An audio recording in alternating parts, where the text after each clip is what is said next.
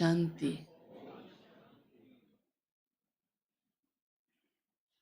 आज प्यारे बाबा ने अपना एक जबरदस्त हुनर या क्वालिटी कहें जो और किसी के अंदर है ही नहीं, वो सुनाई है, जो सिर्फ और सिर्फ एक प्यारे बाबा में है।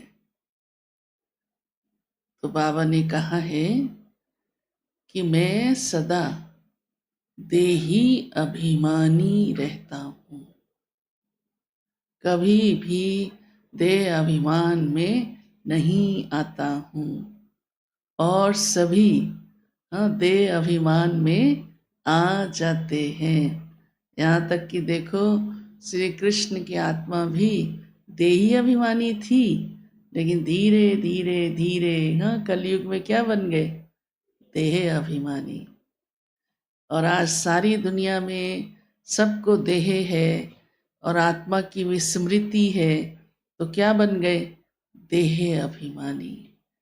लेकिन क्योंकि बाबा को तो देह है ही नहीं, एक शिव बाबा या जिसको देह है ही नहीं, तो उसके तो देह अभिमान आने का सवाल ही नहीं उठता।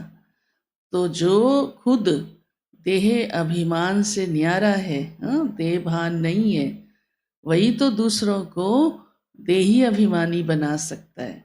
अगर खुद ही देह अभिमान होगा तो वो दूसरों को बना सकेगा? नहीं बना सकता है। तो बाबा ने आज ये कहा है कि ये हुनर मनुष्य के पास नहीं है, क्योंकि वो तो देह अभिमान देह धारण किए हुए हैं।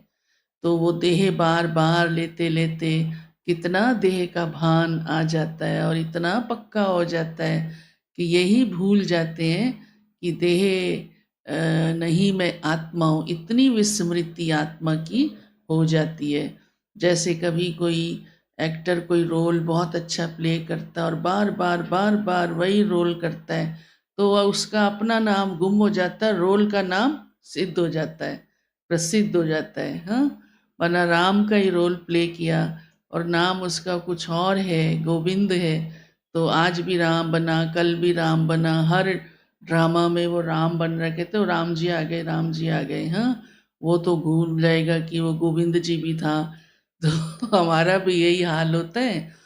थे आत्मा, आत्मा ने शरीर लिया, फिर शरीर लिया, फिर लिया, फिर लिया, 84 बार लेते आए, तो बस समझ लिया मैं शरीर ही हूँ, मैं बिंदी आत्मा इसके अंदर रोल प्ले कर रही हूँ। वो तो भूल ही गए। तो एक शिव बाबा ही ऐसा है जिसको देह है ही नहीं, तो वो सदा ही देही अभिमानी है, कभी देह अभिमान उसको आता नहीं। इसलिए वो शिक्षा भी शिव बाबा ही आकर देता है। कोई सन्यासी उदासी गुरु गोसाई महात्मा नहीं दे पाए, क्योंकि सबको इस बात की विस्मृति हो गई कि मैं बिंदी आत्मा हूँ। यहाँ तक कि लिख करके भी, गीता में लिखा है ना, आत्मा अजर अमर अविनाशी है, तो भी नहीं ये ध्यान पर आता कि वो मैं खुद बिंदी आत्मा हूँ और उसमें टिक जाऊं। और यही तो सूक्ष्म मेहनत है जो प्यारे बाबा हम सबको करने के लिए कहते हैं, और हम सब उसमें लगे हुए हैं। जितनी कितनी कर रहे हैं, ये तो हम खुद से ही समझ सकते हैं। दूसरी बात आज प्यारे बाबा ने बहुत अच्छी सुनाई है कि तुम बच्चे सदा हर्षित रहो। वो किस आधार से, कौन सी मैंने तुम बच्चों को ऐसी बात बताई है जो आप सहज हर्षित रह सकते हैं, चाहे क्या भी हो जाए? तो बाबा ने कहा है कि मैंने तुम बच्चों को ड्रामा का वंडरफुल नॉलेज दिया है। नहीं तो बाबा क्यों सुनाता ड्रामा का ज्ञान? सोचने वाली बात है ना। कई बार कई मूंझ जाते हैं, ये तो रिपीट होना है, ये तो फिक्स हुआ है, फिर हम तो क्या करें? तो भगवान ना सुनाता अगर उसका कोई लाभ ही नहीं था तो। वैसे भी जो चीज़ बेकार होती है वो किसी को थोड़ा शिक्षा दी जाती है। तो बाबा ने कहा है मैंने इसीलिए ये नॉलेज तुम बच्चों को दी है, क्योंकि इससे आप समझ जाएंगे कि हर एक का पार्ट अपना है। एक दूसरे से नहीं मिल सकता। और वो आप अनुभव भी कर रहे हो, हाँ? पहले नहीं करते थे, समझते हुए भी। अब ड्रामा का ज्ञान मिल गया तो समझ गए हर एक का रोल अपना, एक का ना मिले दूसरे से। तो फिर किसी भी बात में सोचने की ज़रूरत ही नहीं है, हाँ, आश्चर्यचकित होने की ज़रूरत ही नहीं है। और फिर हर एक का पार्ट अपना भी है और फिक्स भी है, आप उसे बदल भी नहीं सकते हैं। जैसा जो प्ले कर रहा है वो ड्रामा अनुसार कर रहा है, जो भी सीन घट रही है ड्रामा अनुसार घट रही है। अब कोई दीवार गिरी तो 5,000 साल पहले भी गिरी थी, है ना? हर सीन वो आकर के सामने हमारे आ रहा है। तो फिर सोचने की या अन्य कुछ क्या ख्याल आने की आवश्यकता ही नहीं रहती। तो सहज बाबा कहते हैं इस नॉलेज को बुद्धि में रखने से आप सदा हर्षित रह सकते हैं।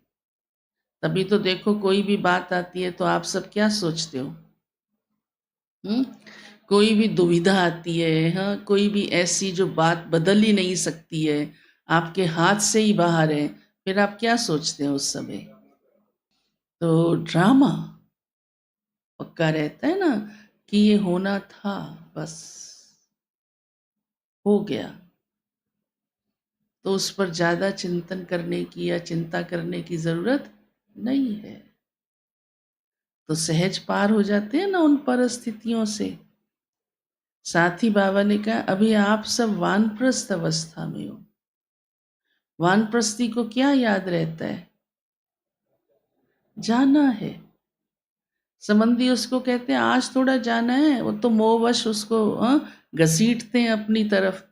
आज थोड़ा जाना है, लेकिन उसकी बुद्धि में रहता है अब मैं बहुत समय नहीं यहाँ रह सकता।